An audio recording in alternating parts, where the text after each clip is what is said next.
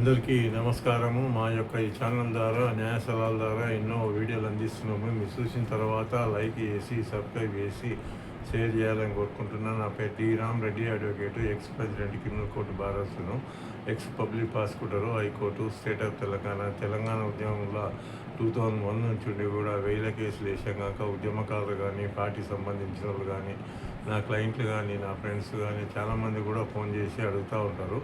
ఈ మధ్యకాలంలో క్రిమినల్ లా మొత్తం చేంజ్ అయిందట కాసా అని చెప్పేసి చాలా ఇంపార్టెంట్ క్వశ్చన్ కూడా. భారతదేశం మొత్తం కూడా 29 రాష్ట్రాలలో కూడా సెంట్రల్ గవర్నమెంటు ఏదైతే ఇంతకుముందు ఉన్నటువంటి యాక్ట్లను మొత్తం కూడా రద్దు చేసి 2023లో పార్లమెంట్లో బిల్లు పెట్టిన తర్వాత, బిల్లు పాస్ అయిన తర్వాత ఆ బిల్లును రాష్ట్రపతికి పంపించేసి రాష్ట్రపతి ఆమోదం పొందిన తర్వాత యాక్టులు మటుకము 2023 వచ్చింది. అమలు అయ్యక మటుకము జూలై 1, 2024 నుంచి అమలు అవుతూ ఉన్నాయి. ఏవైతే క్రిమినల్ లాల మూల స్తంభాలుగా ఉన్నటువంటి IPC, CrPC, Indian evidence act ఈ మూడు కూడా రద్దయ్యి ఐపీసీ ప్లేసులనేమో బిఎన్ఎస్ అని, భారతీయ న్యాయ సన్నిహిత అని, ఎందుకంటే సిఆర్పిసి ప్లేసులనేమో భారతీయ బిఎన్ఎస్ఎస్ అని, భారతీయ నాగరిక సురక్ష సన్నిహిత అని, ఏదైతే ఇండియన్ ఎవిడెన్స్ యాక్ట్ ప్లేసులనేమో భారతీయ సాక్ష్య అధినియం అని, ఈ 3 యాక్ట్లు కూడా వచ్చినాయి. 2023లోనే యాక్ట్లు వచ్చినాయి. అమలైకం మటుకము జూలై 1, 2024 నుంచి అమలు అవుతూ ఉన్నాయి. ఈ భారతదేశం మొత్తం 29 రాష్ట్రాలలో కూడా ఈ అమలు అవుతున్నాయి. ఇంతకుముందు ఏదైతే ఐపీసీలో 511 సెక్షన్స్ ఉండే, ఆ 511 సెక్షన్స్ అన్నీ కూడా ఇండియన్ పీనల్ కోడ్ అనమాట. ఐపీసీ అంటే ఇంతకుముందు ఏదైనా నేరం చేస్తే ఆ 511 కింద ఒక్కొక్క సెక్షన్ ఒక అఫెన్స్ కింద రిజిస్టర్ చేసేవాళ్ళు పోలీసు వాళ్ళు.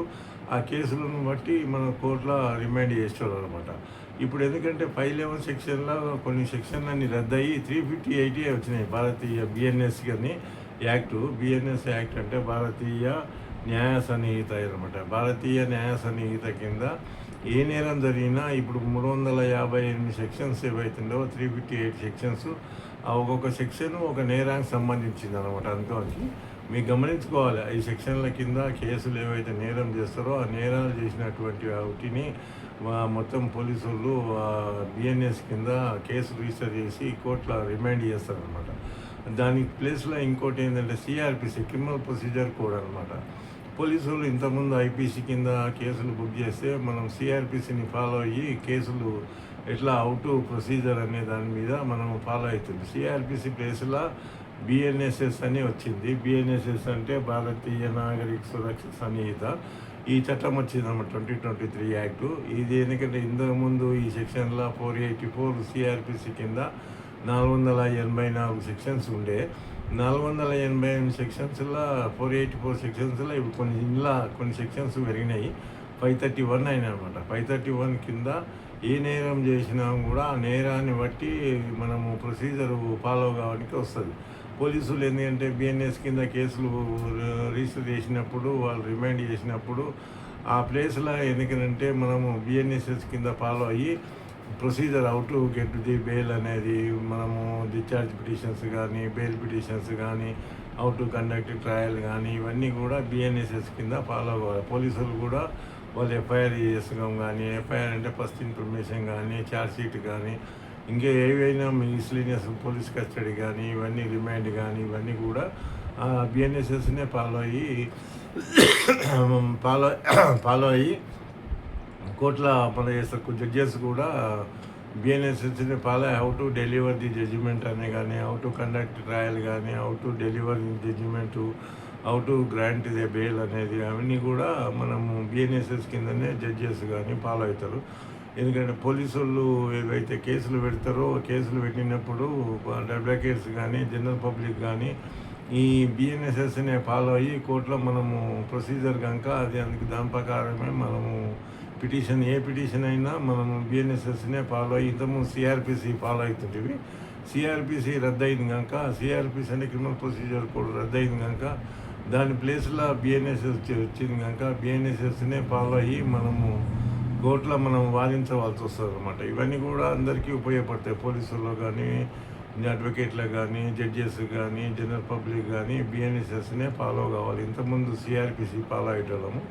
అందుకోనికి ఇవన్నీ చాలా ఇంపార్టెంట్ అన్నమాట. ఈ కేసులన్నీ కూడా ఇవందుకో అని చెప్పేసి మొత్తం కూడా భారతదేశం మొత్తం 29 రాష్ట్రాలలో కూడా ఈ యాక్ట్లు అనేది మొత్తము ఎప్పటి నుంచో బ్రిటిష్ కాలం ఉన్నటువంటి యాక్ట్లన్నీ కూడా రద్దు చేసి సెంట్రల్ గవర్నమెంటు పార్లమెంట్లో పెట్టి పార్లమెంట్లో బిల్ అయిన తర్వాత పకడ్బందీగా యాక్ట్లను తీసుకొచ్చింది. పాత యాక్ట్ల కింద ఏవైతే కేసులు ఉన్నాయి కదా సార్, మరి అవి ఏం చేస్తారని కూడా అడుగుతారు. అది కూడా ఇంపార్టెంటే. ఏవైతే పాత కేసులు ఉండవో పాత ప్రొసీజర్ ప్రకారమే ఆ కేసులు డిస్పోజల్ అయినంత వరకు అవే పాత యాక్ట్లే ఫాలో కావాలన్నమాట. అందుకని చెప్పేసి కొత్త కేసులు ఏవైతే జూలై 1, 2024 నుంచి ఏవైతే కేసులు రిజిస్టర్ చేస్తుందో కొత్త ప్రొసీజర్ ఫాలో కావాల్సి వస్తుంది అనుకో అని చెప్పేసి. ఇవన్నీ కూడా చాలా ఇంపార్టెంట్ అనుకో. భారతదేశం మొత్తం 29 రాష్ట్రాలలో కూడా ఈ యాక్ట్లు అనేది జూలై 1, 2024 నుంచి కూడా అమలు అవుతూ ఉన్నాయి. ఇవన్నీ ప్రతి ఒక్కరు కూడా గమనించుకోవాలి. ఏదైనా ప్రొసీజర్ ఫాలో కావాలన్నప్పుడు మనం ఇప్పుడు జూలై 1 నుంచి అయినవన్నీ కూడా కొత్త ప్రొసీజర్ ప్రకారమే ఫాలో అయ్యి కేసులు కండక్ట్ చేయవలసి వస్తుంది. ఇవన్నీ చాలా ఇంపార్టెంట్ కూడా. భారతదేశం మొత్తం కూడా ప్రతి ఒక్కరు కూడా చాలామంది కూడా అవేర్నెస్ లేదు ఇంకా. అందుకని ఎవరైతే కేసులో ఇన్వాల్వ్ అయిన వాళ్ళే వాళ్ళు అడుగుతూ ఉంటారు.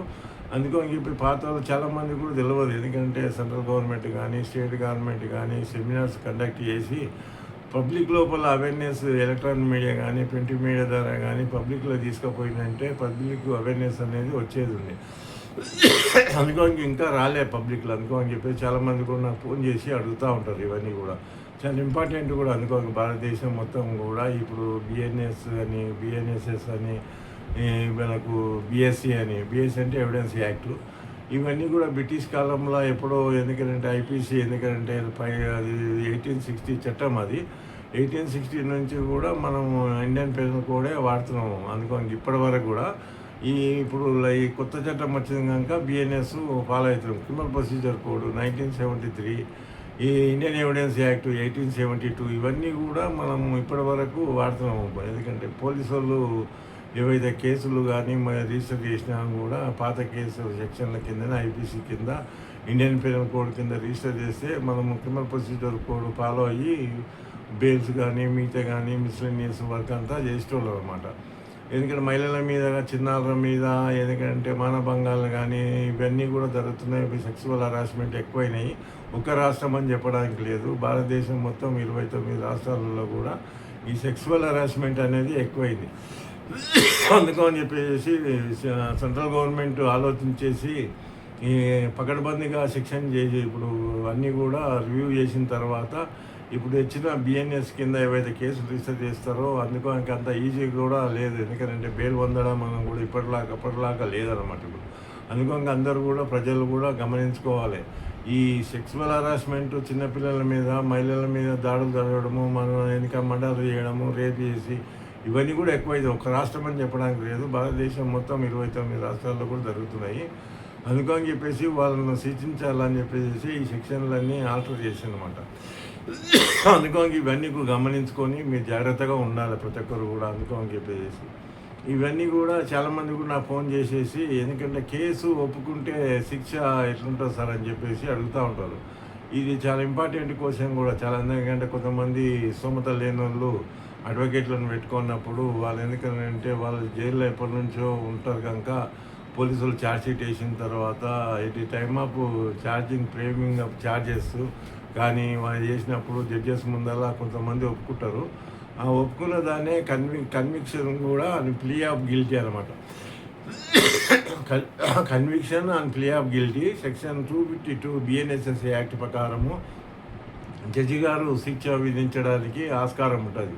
ఇంతకుముందు 229 ఉండే సిఆర్పిసి 1970. ఈ సెషన్ కోర్టులో అయితే కింది కోర్టులో అయితే వేరే రకంగా ఉంటుంది. అందుకని చెప్పేసి మీరు గమనించుకోవాలి. ఎందుకంటే సెషన్ కోర్టులో ఎందుకంటే అబోవ్ 7 years అబోవ్ ఉన్న పనిష్మెంట్స్ ఉంటాయి కనుక మీరు ఆలోచించుకొని ఎందుకంటే కేసు ఒప్పుకోవాల్సి వస్తుంది. శిక్ష ఎందుకంటే కఠినంగా ఉంటుంది కనుక మీకు జడ్జి కేసు అది ఒక విచక్షణ రహితంగా ఉంటుంది. వాళ్ళు ఎందుకంటే ఆలోచించేసి ఆ కేసు ఆఫ్ ఫ్యాక్ట్స్ కానీ కంటెంట్స్ కానీ అందులో ఎవిడెన్స్ని బట్టి మీరు ఎందుకంటే మీ మీద కఠినంగా శిక్షించడానికి కూడా ఓసారి జడ్జెస్ వెనుకకు పోరనమాట. అందుకని చెప్పేసి మీరు ఎవిడెన్స్ని చూసి ఈ కేసు ఒప్పుకోవాల్సి వస్తుంది. ఒకవేళ మీ స్తోమత లేనప్పుడు మీరు ఎందుకంటే అడ్వకేట్ని ఎంగేజ్ చేసుకోలేని పరిస్థితులు ఉంటే మీకు లీగల్ ఎయిడ్ కింద జడ్జి గారి ముందర ఒక పిటిషన్ పెట్టుకున్నట్లయితే మీ తరపున వాదించడానికి కోర్టు అరేంజ్ చేస్తారు స్టేట్ గవర్నమెంట్. ఎందుకంటే ఒక పైసలు ఇచ్చేసి, ఎందుకంటే ఏదైతే మా బలహీనులు కానీ మిగతాలు కానీ స్తోమత లేనటువంటి వాళ్ళకు న్యాయం ఎందుకంటే ఉచితంగా ఇవ్వాలని చెప్పేసి సెంట్రల్ గవర్నమెంట్ కానీ స్టేట్ గవర్నమెంట్ కానీ లీగల్ ఎయిడ్ కింద వాళ్ళు ఎందుకంటే అరేంజ్ చేస్తారు. జడ్జి గారికి మీరు పెట్టుకున్నట్లయితే బాగుంటుంది. ఎందుకంటే కేసు ఒప్పుకోకున్నట్లయితే మీరు ఎందుకంటే కేసు ఒప్పుకుంటే శిక్ష పడుతుంది. శిక్ష పడ్డాక మీకు మళ్ళీ ఈ కన్విక్షన్ ప్లీడ్ గిల్టీ కింద ఏదైతే ఉంటుందో ఈ సెక్షన్ కింద మీరు కేసు 252 BNSS యాక్ట్ ప్రకారం మీరు కేసు ఒప్పుకున్నట్లయితే దెర్ ఈజ్ నో అప్పీల్ అనమాట. ఈ కేసు ఒప్పుకున్న తర్వాత మీరు అప్పీల్ వేసుకొని కూడా ప్రొవిజన్ ఉండదన్నమాట. కేసు కాంటాక్ట్ చేసి మీరు ఎందుకంటే శిక్ష పడితే మీకు అప్పీల్ ఇవ్వడానికి ఆస్కారం ఉంటుంది. నాకు ఎందుకో చాలామంది కూడా చెప్తుంటారు కేసు ఒప్పుకుంటాం సార్ అని అంటారు. అనుకున్నప్పుడు మీరు అట్లా ఒప్పుకోకూడదయా, దానివల్ల ఎందుకంటే చాలా నష్టం కూడా అవుతారు మీరు. మళ్ళీ దాని మీద మీకు అప్పీల్ కూడా ఉండవు. జడ్జి గారు ఒకవేళ 10 years కానీ 15 years కానీ వేసింది అనుకోండి, మీ కేసు ఒప్పుకున్న తర్వాత దానికి అప్పీల్ ఇవ్వడానికి ఆస్కారం ఉండదన్నమాట. అందుకని చాలామంది కూడా నాకు ఫోన్ చేసి ఎందుకంటే జైలు నుంచి కూడా లెటర్స్ రాస్తూ ఉంటారు. ఎందుకంటే వాళ్ళు సార్ మీరు చూడండి సార్ కొద్దిగా అనేసి మీ కేసు ఒప్పుకోవద్దు. మీరు స్తోమత లేనప్పుడు కింది కోర్టులో మీరు ఎందుకంటే జడ్జి దగ్గర పోయి మీరు రిక్వెస్ట్ చేసి ఒక పిటిషన్ పెట్టుకున్నట్లయితే పిటిషన్ లేకున్నా మీరు ఓవరాల్ కూడా చెప్పుకోవచ్చు. ఎందుకంటే మీరు కోర్టులో ప్రొడ్యూస్ చేయకున్నా కూడా ఈ ఏరియాలో రేపట్ల వీడియో కాన్ఫరెన్స్ ద్వారా జడ్జెస్ మీ అటెండెన్స్ తీసుకుంటుంటారు కనుక మీరు ఎందుకంటే ఛార్జెస్ చేసేటప్పుడు ఛార్జీ ఫ్రేమ్ చేసేటప్పుడు వాళ్ళ మీరు కోర్టు నుంచి కోర్టుకు తీసుకొస్తారు కంపల్సరీ. ఎందుకంటే ఛార్జెస్ ఫ్రేమ్ చేసినప్పుడు మీరు ఎందుకంటే జడ్జి గారి ముందర మేము ప్రొడ్యూస్ చేసినప్పుడు కేసు మేము ఒప్పుకుంటాం లేదు సార్ అని చెప్పాలి. కేసు ఒప్పుకున్నట్లయితే మీకు శిక్ష కఠినంగా ఉంటుంది కనుక కేసు ప్లేడ్ గిల్టీ కింద మీరు వేసినప్పుడు మీరు నో అప్పీల్ అనమాట. వాళ్ళ ఎవిడెన్స్ వేసి చేసినప్పుడు ఆ ఎవిడెన్స్ రికార్డ్ చేసినప్పుడు కొన్ని కన్సిడరేషన్ అనేది జడ్జెస్ దగ్గర ఉంటుంది. మీరు కేసు ఒప్పుకున్న తర్వాత నో కన్సిడరేషన్ అనమాట. ఎంత పనిష్మెంట్ ఉంటుందో అంత పనిష్మెంట్ వాళ్ళు వేయగలుగుతారు. అందులో ఏదో కొద్దిగా మీరు ఉన్నదాన్ని జైల్లో ఉన్నదాన్ని సెటప్ చేయగలుగుతారు. అందుకని చెప్పేసి చాలామంది కూడా నాకు ఫోన్ చేసి అడుగుతూ ఉంటారు. వాళ్ళకి చెప్తూ ఉంటారు మీరు జడ్జి దగ్గర పోయి రిక్వెస్ట్ చేసుకోండి. మీరు రిక్వెస్ట్ చేసినట్లయితే మీ తరఫున వాదించడానికి అడ్వకేట్లను మీరు ఫీజు పే చేయ అవసరం లేదు. ఎందుకంటే కోర్టే పే చేస్తుంది. అది కోర్టుకు ఎందుకంటే స్టేట్ గవర్నమెంట్ కానీ సెంట్రల్ గవర్నమెంట్ కానీ ఫండ్స్ ఇస్తుంది కనుక అవన్నీ కూడా వాళ్ళు ఉపయోగించేసి స్తోమత లేని ఏదైతే ముద్దాయిలు ఉంటారో అక్యూజ్ పర్సన్స్ ఉంటారో వాళ్ళకు అరేంజ్ చేస్తారనమాట. అందుకని చాలామంది కూడా నేను ఇంతకుముందు లీగల్ ఎయిడ్ కేసులు నేను కూడా కోర్టులో చేసేది వేరే కేసులు చేసినమాట. జైలు కూడా జడ్జెస్ పోతుంటే కింద వాళ్ళ జడ్జెస్ ఎంబడి కూడా పోయి ఒకప్పుడు ఎందుకంటే జైల్లోనే కండక్ట్ చేసేవాళ్ళు అనమాట. అప్పుడు వీడియో కాన్ఫరెన్స్లు ఇవన్నీ లేవు. 20 ఏళ్ళ కింద 30 ఏళ్ళ కింద 30 years బ్యాక్ ఇవన్నీ వీడియో కాన్ఫరెన్స్ టెక్నాలజీ లేదు కనుక వాళ్ళు కోర్టు నుంచి కోర్టుకు ప్రొడ్యూస్ చేయనప్పుడు జడ్జెసే వాళ్ళ దగ్గరికి న్యాయం చేయడానికి పోతుంది.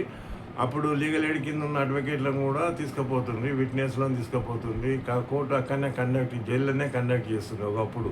ఇప్పుడు లేదా పరిస్థితి. ఎందుకంటే వాళ్ళు కోర్టు నుంచి వాళ్ళు తీసుకురాకున్నా కూడా వీడియో కాన్ఫరెన్స్ ద్వారా వాళ్ళ ప్రజెన్స్ రిక్వైర్ అయినప్పుడు వీడియో కాన్ఫరెన్స్ ద్వారా వాళ్ళు వినొచ్చు, చూడవచ్చు అన్నమాట. ఇప్పుడు టెక్నాలజీ పెరిగింది కనుక టెక్నాలజీ ప్రకారమే జడ్జెస్ కూడా కోర్టుకు పోయే అవసరం కూడా లేదు. అందుకని తక్కువ రేర్ కేసులలో పోతుంటారు. అందుకని చెప్పేసి ఐడెంటిఫికేషన్ పీరియడ్ వేసినప్పుడు కానీ మిగతా పీరియడ్ కానీ వాళ్ళు పోగలుగుతారు. ఈ ఐడెంటిఫికేషన్ పీరియడ్ కూడా కోర్టులోనే కండక్ట్ చేస్తారు అనమాట. అందుకని చెప్పేసి చాలామంది కూడా తెలియదు ఈ ప్రొసీజర్ అని కూడా. ఎందుకంటే నేను ఇంతకుముందు జైలుకి పోయి కూడా ట్రయల్ కండక్ట్ చాలా వేల కేసులు చేశాను లీగల్ ఎయిడ్ కింద. అందుకని చెప్పేసి గవర్నమెంట్ స్టేట్ గవర్నమెంటే ఫండ్స్ ఇస్తుంది. అటువంటి పరిస్థితుల్లో జడ్జెస్కి మీరు రిక్వెస్ట్ చేసినట్లయితే మీకు ఎందుకంటే జడ్జెస్సే మీకు అపాయింట్ చేసి మీకు న్యాయం జరగడానికి ఆస్కారం ఉంటుంది. ఈ సెక్షన్ ప్రకారము కేసు ఒప్పుకున్నట్లయితే ప్లీ గిల్టీ వేసినట్లయితే కన్విక్షన్ అండ్ ప్లీ గిల్టీ అనే దాని మీద 252 సెక్షన్ BNSS యాక్ట్ ప్రకారం కొత్త యాక్ట్ ప్రకారము ఎందుకంటే సెషన్ కోర్టులో ఉన్న అఫెన్సెస్ అన్నీ కూడా ఈ సెక్షన్ కింద వర్తిస్తారనమాట. ఇంతకుముందు 229 ఉండే 229 CRPC ప్లేస్లో ఇప్పుడు యాక్ట్ కొత్తగా వచ్చింది కనుక ఈ యాక్ట్ ప్రకారము మీ కేసు ఒప్పుకున్నట్లయితే శిక్ష విధించడానికి ఆస్కారం ఉంటుంది. అందుకని భారతదేశం మొత్తం 29 రాష్ట్రాలలో కూడా జడ్జెస్ 252 ప్లీడ్ గిల్టీ కింద వేసినప్పుడు లీగల్ చేసినప్పుడు ఈ కేసు కింద కన్విక్షన్ ఇచ్చే అధికారము పవరు జడ్జెస్కి ఉంటుంది అనమాట. అందుకని ఇవన్నీ చూసి ఫాలో అవుతారని చెప్పి కోరుకుంటున్నాను. అందరికీ నా ధన్యవాదాలు.